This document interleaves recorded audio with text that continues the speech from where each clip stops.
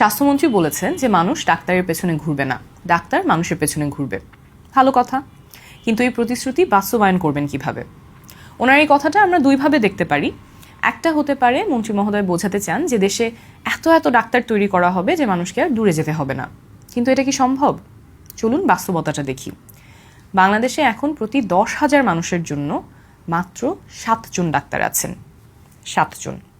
এটা প্রয়োজনের তুলনায় অনেক অনেক কম। এই ঘাটতি পূরণ করতে হলে তাহলে আজকে থেকে মেডিকেল কলেজগুলোতে প্রচুর শিক্ষার্থী ভর্তি করাতে হবে। কিন্তু এখানেই আসল সমস্যা। একজন শিক্ষার্থী যদি আজকেও মেডিকেল কলেজে ভর্তি হন, তাকে 5 বছর ধরে এমবিবিএস পড়তে হবে, তারপর 1 বছর ইন্টার্নশিপ করতে হবে, অর্থাৎ কমপক্ষে 6 থেকে 6.5 বছর এমবিবিএস করতেই চলে যাবে। আর যদি বিশেষজ্ঞ ডাক্তার হতে হয় তাহলে এর উপরে আরও 5 থেকে 8 বছর সময়। কিন্তু মন্ত্রী মহোদয়ের হাতে সময় আছে মাত্র 5 বছর। তার মানে আজকেও যদি কোনো শিক্ষার্থী মেডিকেল কলেজে ভর্তি হয়, এই সরকারের মেয়াদে ডাক্তার হয়ে একজন রোগীও তিনি দেখতে পারবেন না। সুতরাং ডাক্তারের সংখ্যা বাড়িয়ে এই মেয়াদে ফল পাওয়া সম্ভব না। এটা 10 থেকে 15 বছরের পরিকল্পনা হতে হবে। সেরকম কোনো দীর্ঘমেয়াদী পরিকল্পনার কথাই কি মন্ত্রী মহোদয় বলেছেন? যদি বলে থাকেন তাহলে সেটা স্পষ্ট করে জানান এবং সেই অনুযায়ী আমাদেরকে প্রতিশ্রুতি দিন। আরেকভাবে ওনার এই কথাটা আমরা দেখতে পারি, যদি মন্ত্রী মহোদয়ের উদ্দেশ্য হয় যে শুধু রোগ হলে চিকিৎসা না, বরং রোগ হওয়ার আগেই ডাক্তার মানুষের কাছে পৌঁছাবে, গ্রামে গ্রামে মানুষের কাছে যাবে, প্রতিরোধমূলক কার্যক্রমের উপরে জোর দেওয়া হবে, তাহলে এটা খুবই ভালো পরিকল্পনা। কিন্তু সেখানেও প্রশ্ন কম নয়।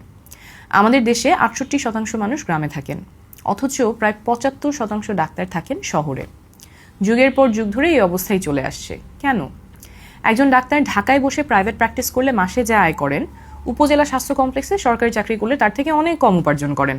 গ্রামে সন্তানের জন্য ভালো স্কুল নাই, পেশাগত উন্নতির সুযোগ কম, দক্ষতা বাড়ানোর সুযোগ কম, নিরাপত্তারও অনেক ঝুঁকি আছে। এগুলো সহ আরও অনেক কারণে অনেক উপজেলা স্বাস্থ্য কমপ্লেক্সে পদ অনুমোদিত থাকলেও সেই পদে ডাক্তার নাই। তাহলে মন্ত্রী মহোদয় যদি সত্যিই ডাক্তারকে মানুষের দোরগোড়ায় নিয়ে যেতে চান, শুধু নির্দেশ দিলে হবে না। ডাক্তারের জন্য গ্রামে থাকাটাকে আকর্ষণীয় করে তুলতে হবে। মানসম্পন্ন সরকারি বাসস্থান দিতে হবে, গ্রামে কাজ করলে পদোন্নতিতে সেটা বিবেচনায় নিতে হবে, নিরাপত্তা নিশ্চিত করতে হবে, প্রয়োজনে বিশেষ গ্রামীণ ভাতা দিতে হবে। আর শুধু ডাক্তার না, nurse, midwife, paramedic, technologist, pharmacist, community স্বাস্থ্যকর্মী সবার জন্য ব্যবস্থা নিশ্চিত করতে হবে। এসব বাস্তবায়নের পথরেখা কি? সুনির্দিষ্ট পরিকল্পনা আছে? কতদিন সময় লাগবে? আরেকটা প্রশ্ন, মন্ত্রী মহোদয় তার নিজের নির্বাচনী এলাকায় একটা মেডিকেল কলেজ, হাসপাতাল এবং 2টা আইসিইউ স্থাপনের ইচ্ছার কথা জানিয়েছেন। দেশের প্রত্যেকটা কোনায় মানুষের সুচিকিৎসা পাওয়ার অধিকার নিশ্চিত হোক, এটা আমরা সবাই চাই।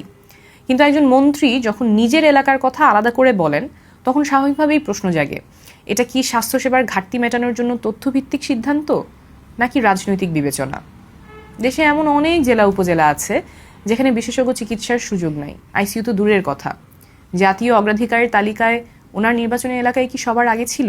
আরেকটা কথা, আমরা ডাক্তার তৈরি করছি কিন্তু সেই ডাক্তাররা থাকছেন না। প্রতি বছর বহু মেধাবী চিকিৎসক বিদেশে পাড়ি জমাচ্ছেন ভালো কর্মপরিবেশ, দক্ষতা বাড়ানোর সুযোগ, মানসম্মত বেতন এবং নিরাপত্তার জন্য। এটা আমাদের সিস্টেমের ব্যর্থতা। এই ব্রেইন ড্রেন ঠেকানোর কোনো পরিকল্পনা আছে কি মন্ত্রী মহোদয়ের? না হলে এক হাতে তৈরি করে আরেক হাতে আমরা হারাতে থাকবো। মন্ত্রী মহোদয় একটা সুন্দর প্রতিশ্রুতি দিয়েছেন, ওনার প্রতিশ্রুতি বাস্তবায়ন কিভাবে করবেন সেই পরিকল্পনাটা আমরা জানতে চাই। আমরা চাই এই সরকার স্বাস্থ্য খাতে সফল হোক, কারণ সফল হলে আমাদেরই কল্যাণ।